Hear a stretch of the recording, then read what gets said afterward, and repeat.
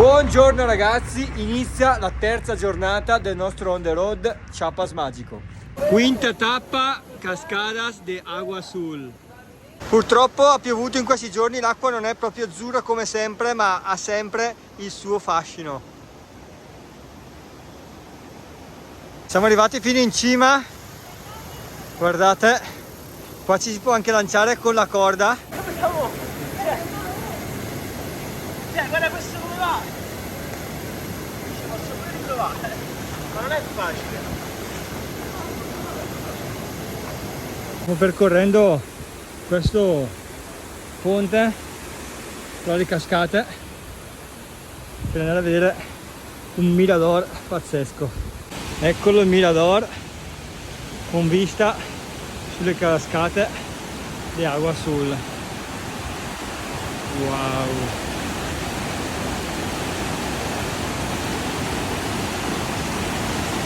Una vista pazzesca.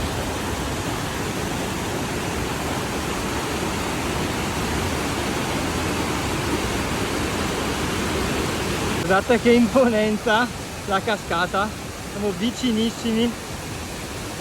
Wow!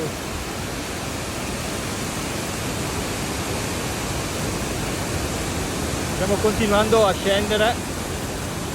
Ci sono tutte queste bancarelle di artigianato locale, dall'ambra alla giada, a turchesa, pelle, magliette, di tutto in questa vista. Della potenza dell'acqua di queste cascate, un paesaggio fantastico. Wow! Ho aggiunto anche la scritta Agua Azul. Questo invece è il mirador più grande di questa cascata. Spettacolare. Wow! Siamo scesi, ma come vedete c'è strapieno, bambini, famiglie che fanno il bagno. Questa tappa Misol Ha. Eccole qua le cascate di Misol Ha. Wow!